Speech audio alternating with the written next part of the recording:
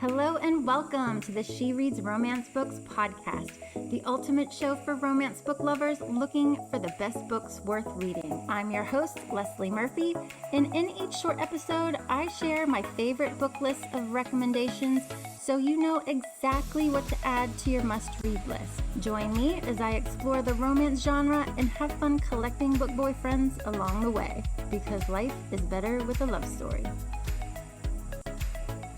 All right. Hello, listeners. Welcome back to the She Reads Romance Books podcast. I am so excited for this episode because I have a very special guest who has written a super spicy, taboo age gap romance that releases this month that I think you are absolutely going to love.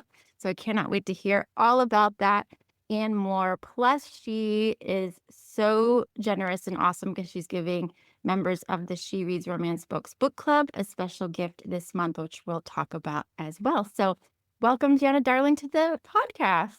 Hello. Thank you so much for having me. I'm excited to chat with you today. Hey, so am I, because I have already read your book and it is awesome. So excited to talk about it, which is The Moon and His Tides, and it releases January 23rd. We're talking a little bit earlier, but it's going to come out so soon. Let's just dive right in. What can you tell listeners what this book is all about? Sure, happily. So The Moon and His Tides is about a Italian wannabe actor who moves to London to act on the stage and pursue his dreams while also taking a job as a luxury chauffeur. And in the course of his day job, he meets a beautiful older woman named Savannah Myers, who happens to be the wife of his acting idol, Adam Myers. And he begins a flirtation with her. And instead of her husband, fighting him out back, he actually makes Sebastian a proposition to move in with them and be their lover.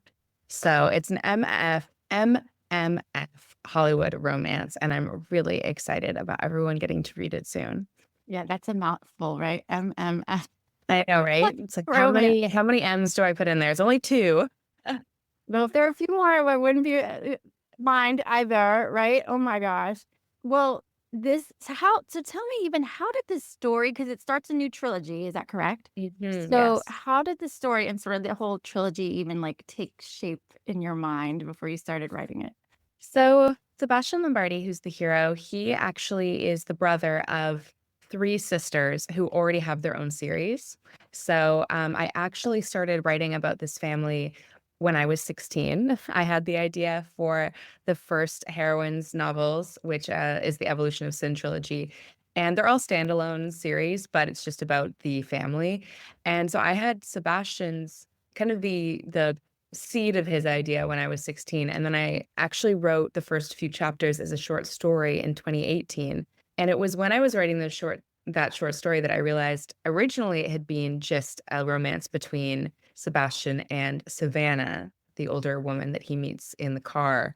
And Adam was supposed to be this jealous husband. But then when I started writing the scene with their confrontation, Adam did not want to be the jealous husband. He wanted to include Sebastian in their tryst. And so it kind of took on a bit of a life of its own, and it went from there. And I think that the connection actually, while it starts between Sebastian and Savannah, in the end, you can really see that he and Adam have a connection too. So yeah, it's the start of a trilogy. So the 3 books are set over 10 years. So it's quite an epic saga, but I'm in love with these characters. So it was really fun to write their journey. That's a long, well, maybe not so long. You're very a long time to wait to finally bring his story to life when it, percolated way back when. But I'm glad you said that it's related, but I totally feel like it can be read as a standalone. So even if no one's read any of your other books or series, which they totally should, but they can jump in with this one Totally. and then be like, oh, I want to go and learn about his sisters or whatever, that's totally doable. Yeah. Yeah, there's no confusion to be had if it's the first. I mean, it's connected in that his sisters have their own stories, but the stories don't really have any bearing on his own journey. So yeah, it's very much a standalone trilogy. So Sebastian, let's start with him. Okay, I'm happy to. He's this Italian, so, well, what do you think readers are going to love most about him and why he'll be their next book boyfriend? I think with Sebastian, he's young, but he's already quite confident because he's had so much life experience. He grew up really poor with his family in Naples, Italy, and his dad was a degenerate gambler, liar. So he wasn't around that much. So Sebastian was the patriarch of his family from a really young age. So he has this groundedness and maturity that is really appealing while also being very charismatic and charming. He is such a thoughtful, romantic, and emotional character, yet he doesn't take life too seriously. He still looks for the joy and the fun, which I think is kind of something that we should all try to do more. So it's nice to see that in a hero, especially because I think a lot of the time we get heroes who are emotionally stunted. Hmm. Kind of nice to have a bit of a refreshing change of pace with Sebastian, who, even if he doesn't understand quite why he feels something, he does pause to think about it for a while. Yes, absolutely. And so are you Italian too, as your name suggests, or no? Yeah. Yes. Because I love how he obviously speaks Italian, right, in here, and just the phrases that he would include in this book. I just thought that was such a great touch. I love having any if I have a character who speaks another language or is another, nationality, I'd love to have their language included. Mhm. And so I always have, sensitivity readers too to help me with that because I don't actually speak fluent Italian or anything. So Mhm. I have actually one particular reader, Veronica, shout out to Veronica, who's incredible. And it's just really fun to have that because I think it adds like an authentic nuance to the story. So I'm glad that you noticed that and enjoyed that too. Yes, yes, absolutely. It's such a great key trait, I guess, to him as a character and to the book as well. But so we first see him right with his interactions with Savannah as his driver. Now, Savannah, so she was kind of this like enigma to me. Tell us a little bit about her character and maybe like what she represents to you in this story and trilogy. So Savannah is a different type of heroine too, I think, in that she's older, she's 34. She's lived a very full life. She started out quite poor in the southern states in Georgia in the states, and she made her way to England where she met her husband Adam when he was kind of an up and coming actor and really shaped his career for him and had an instrumental role in his success. And she's really an interesting woman in that she is ambitious, but she almost is a muse, or she almost wants to be an instrument in the success of others. She's kind of likes to be behind the scenes puppeteering instead of being the person out front. Hmm. Um, and she can seem quite cold and aloof, but Hmm. it's more of a defense mechanism than anything, and she has a lot of fears and a lot of insecurities that she tries to hide behind kind of her elegance and, femininity, and so it's really interesting because she's been married to Adam for a number of years, but it's Sebastian who really sees that the struggle within her, between this kind of powerhouse woman and the insecurities that she's never really brought to light. Yeah, yeah. So are we going to get a little more of her backstory in the next book? Definitely, Oh, yes. cool. It kind of deliberately an enigma right now.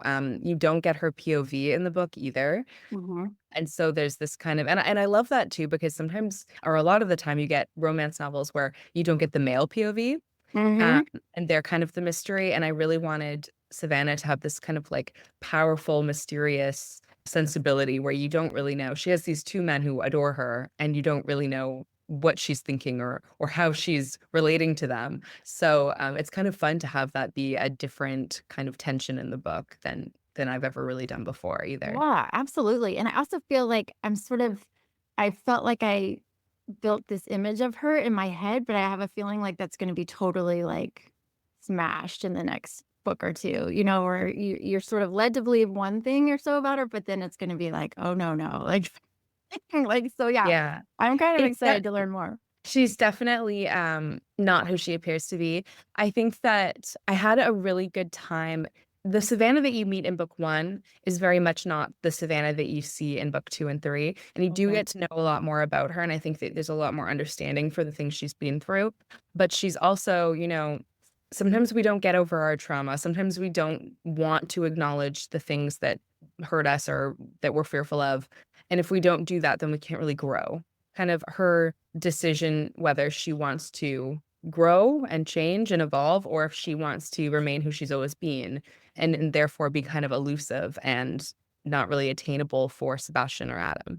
Love that. Oh my gosh. Yeah, she's very cool. People are gonna love her. But we can't forget that there's another M in the MMF, right? And I have to admit, I got a little bit jealous, reading this because I'm like, man, Savannah, you've got the I life. know. You've got this hot young Italian, you've got the like haughty Hollywood star. I'm like, damn, girl, you're a lucky woman. But so we meet her husband, Adam, right? So who is he and sort of what makes this man tick in the story?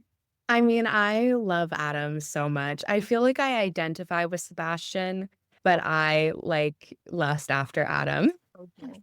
Um, Adam he is a really interesting character too, in that like he's lived a couple different lives already. He grew up as the son of a lord, but they had lost their ancestral home and they were wealthy, but kind of his father was self-made and he does not have a good relationship with his parents. And he actually, he went to university, then he was in the military, and then he kind of reinvented himself as an actor. And that's where he really found his passion and his drive. So for the last number of years of his life, he's just been focused completely on working. And Savannah, his wife, is like such an elemental part of that. Their marriage is really also a business partnership. And so that's been his whole life. And so he's very taken off guard when he confronts Sebastian and realizes that like he has this kind of passionate chemistry with him. And he kind of allows Sebastian to derail his carefully ordered life and is surprised by the kind of feelings that Sebastian evokes in him. And I think that for both Adam and Savannah, they had fallen into this routine of like putting business first and kind of just going through the movements as you do when sometimes when you get a little older and you're married and you've been married for a while, you just kind of let the world become a little bit mundane. You just go through the steps. And I think that Adam forgot that he was a passionate person, that his passion wasn't just for the stage or for film, but it was also for eating a good meal or having a nice time with friends or, those sorts of Mhm. things. So I really like Adam because he's got this kind of stiff upper lip Britishism kind of thing, but he's also secretly quite passionate. And you see him, even more than Savannah, kind of embrace that passion as he goes into his relationship with Sebastian. Yeah, and he's quite the dirty talker, which I Oh, love. yes. He's a filthy boy. And I mean, the dynamic between them all is so much fun. That was like writing those scenes was just such a blast because I think they all become like a different version of themselves when they're in the bedroom. Specifically Savannah. Savannah goes from being like a cold, aloof lady to being kind of warm, sensual lover. And Adam goes from being, a charming kind of classically handsome and posh Brit to being like a very dirty, dominating man. Yes, you hit the nail on the head. I Yeah. would have described them perfectly. Absolutely. But let's talk about then the tropes of this book because you have become one of my go-to authors for age gap romance. And I have to say that honestly, it's not really my like first choice when it comes to romance, but yet you've made me a fan each and every time when I read your books because I always think of Welcome to the Dark Side. It's one of my favorites in the trope. Gosh, it was so good. And so this is an age gap as well, but I love how Savannah is the oldest of the three, and Sebastian is the youngest. He's almost seems more mature than the two of them at times, and how he's like maneuvering all of this, even though they're sort of the ones who have done it before. So, Mhm. what do you love about this trope and writing it, or tell me more? I love that question. It's funny. I think I had written 8 books before someone said, "Oh, you only write age gaps." And I thought, "No, I don't." And I went back and I said, "Oh, no, I do." And it's something that we all have things that we come back to again and again, patterns, associations that we enjoy. And age gap just happens to be one of mine. Ironically, my husband is only 16 days older than me, not Oh my gosh, 16 too years, funny. which would have been more appropriate maybe given what I write. But I think the thing about age gaps that's always been alluring to me is that I've always had friends who are much older and much younger than me, like generations older and younger than me. And I've found those relationships have been so rewarding. on the surface level as like a mentee mentor sort of thing, but also on a deeper level of realizing that age is really, you know, it does not directly apply to the level of maturity in a person. Life experience does. And so Sure. I have met, 18-year-olds who have like lost everything and who have experienced so much trauma and who are like the strongest people I know and the most mature and the wisest and the most interesting. And I've met 45-year-olds who are like 12-year-old boys who've like just like, how are you that age? You have, you have no life experience and you're just very silly and no and the wrong kind of priorities. So all that to say that I think that age is a social construct and it's very important to society.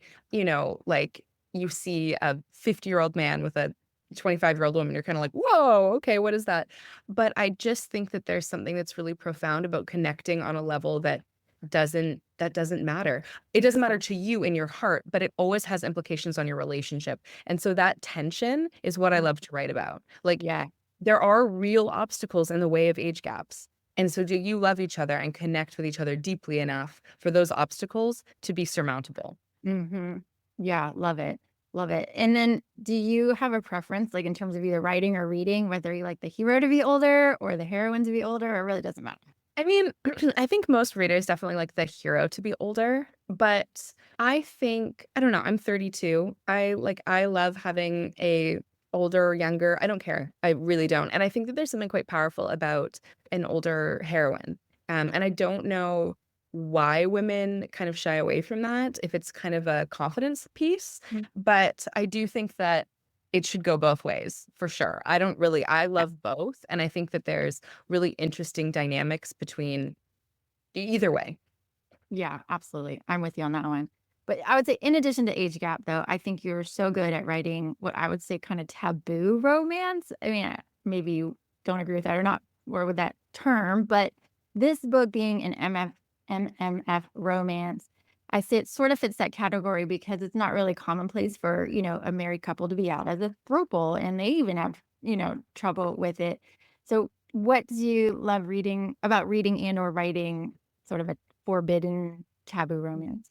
Well, I think that again, it comes down to the obstacles. For me, I love reading a romance where there's not a lot of miscommunication and there's actually not a lot of conflict between the two characters necessarily. There's a lot of conflict, the external conflict acting on them because Yeah. then you get to see the way that they come together, that they work as a team. You get to see their chemistry, their communication skills. You get to see their shared sorrow, like their triumphs and losses. And I really think that brings them together and makes you believe that they're soulmates even more.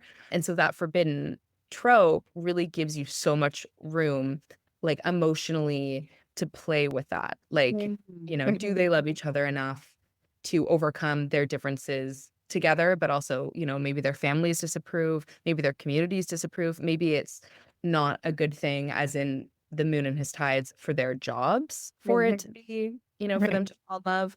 So I love having all that external conflict for the angst. Like, bring Yeah. me the angst every single day. Like, I want to feel like my heart has been ripped out of my chest and battery acid has been poured into my empty chest cavity. That is the feeling that I want.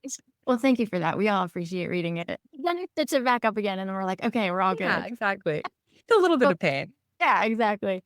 So when you think about those elements of chemistry, which I love, like, how do you write? Like, have you already written all 3? Do you plot out all 3 in the trilogy, or do you just sort of start and things come, and then you just sort of work your way through the 3? Or how do you what's your process? That's a good question. So I do have all 3 written, and that's typically what I do when I'm writing a duet or a trilogy. I write them all the way through. It's just easier, quite honestly, and once you hit the flow, it's Mm. nice to not pause that and then have to go back and remember what you wrote and where you were, what your intentions were. So, all 3 of them are written. I'm not really a big plotter. I will say that I usually start with the title, the characters, and the main conflict, and then I Okay. kind of go from there. So the first 20 to 30% of the book is the hardest for me to write because that's where all those details come in and I'm really setting things up.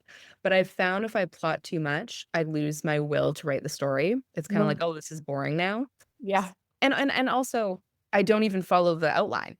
It'll change as I'm writing. So Sure. I kind of black out and just go into this different headspace and create. And so I do sort of have this kind of arc of where the story is going and the conflict and everything, but I don't really do more than that.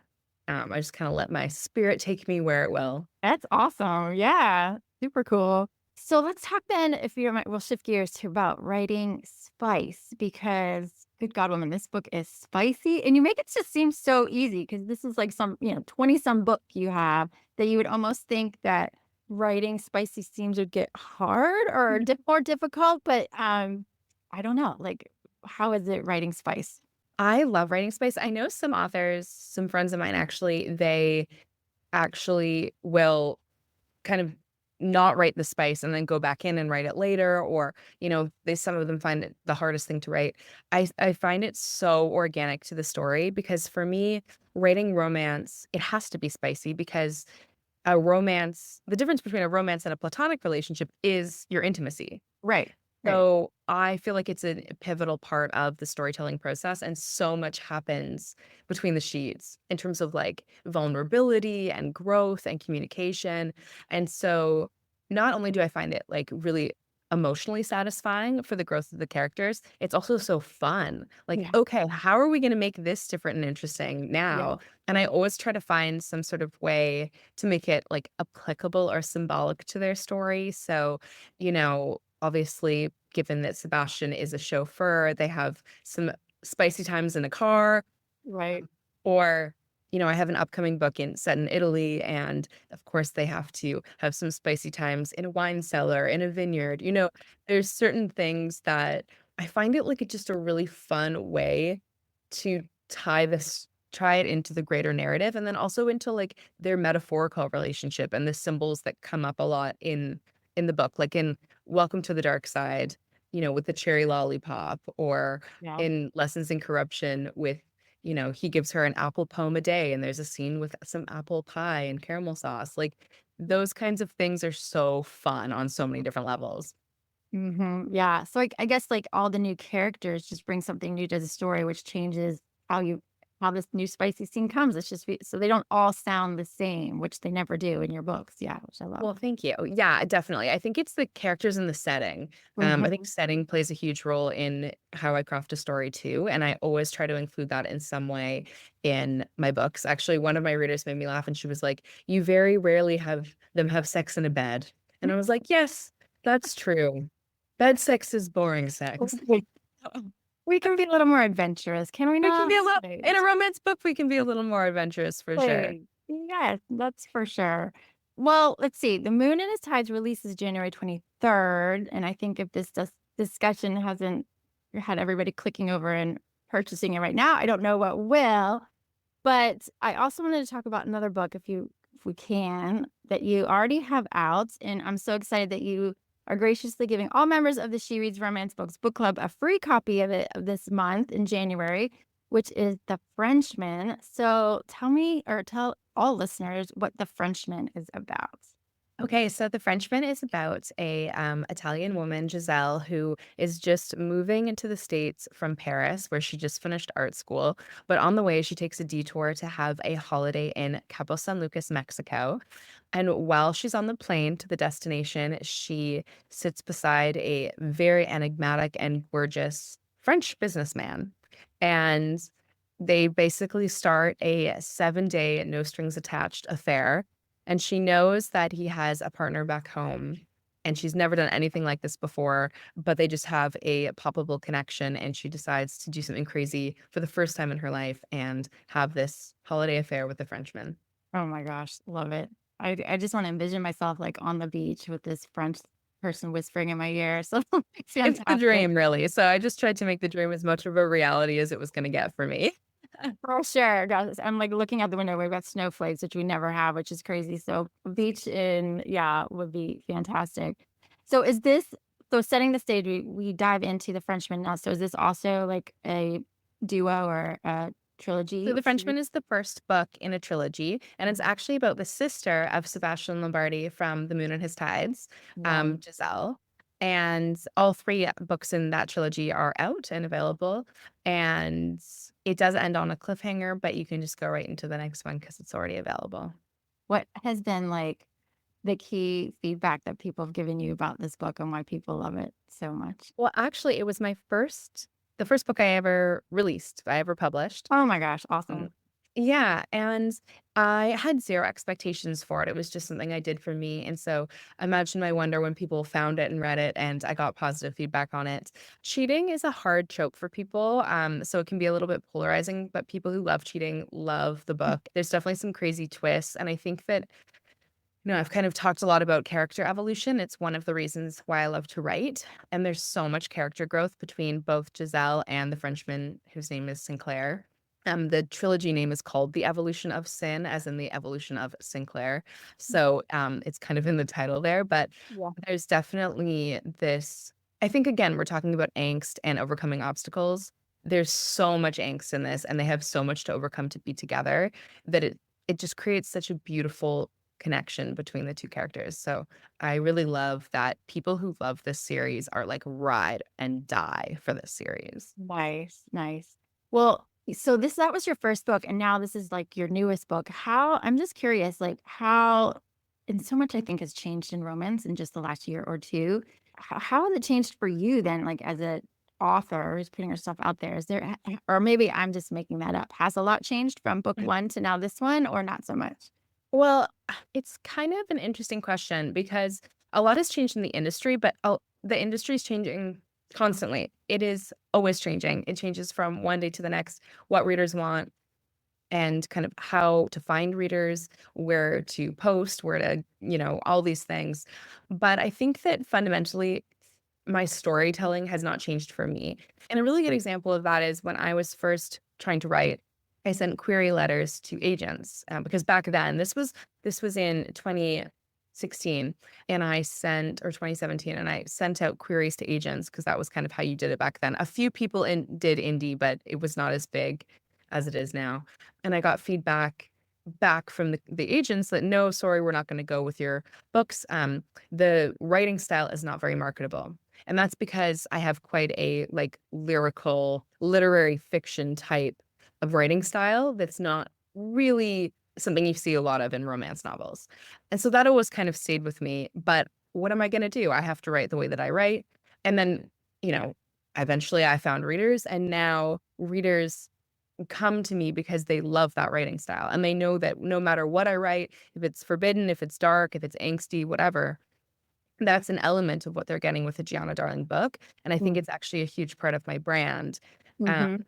and so I think that, yes, it's important to know how the industry changes, and I think in terms of marketing and promotion and Yeah. branding, it's really important. In terms of storytelling, I think that you really have to listen to what you are drawn to and what kind of stories you feel passionately about telling, because you won't love your job very much if you don't, and then readers won't love what you write because they can Yeah. tell that it's not an authentic story that you fell in love with yourself. And you can't Yeah. expect readers to love what you don't love. Right, right. Yeah. But it's a hard job. I mean, because 'cause you're author, marketer, like, all the hats, right? Oh, Uh, yeah. I think it's funny when people, you have that conversation at parties. "Oh, what do you do? What do you do?" And, yeah. when I tell people that I write romance novels, there's this strange sense of having to defend what I do because people just have no idea what it is. They think, you write a book, you give it to a publisher, that's it.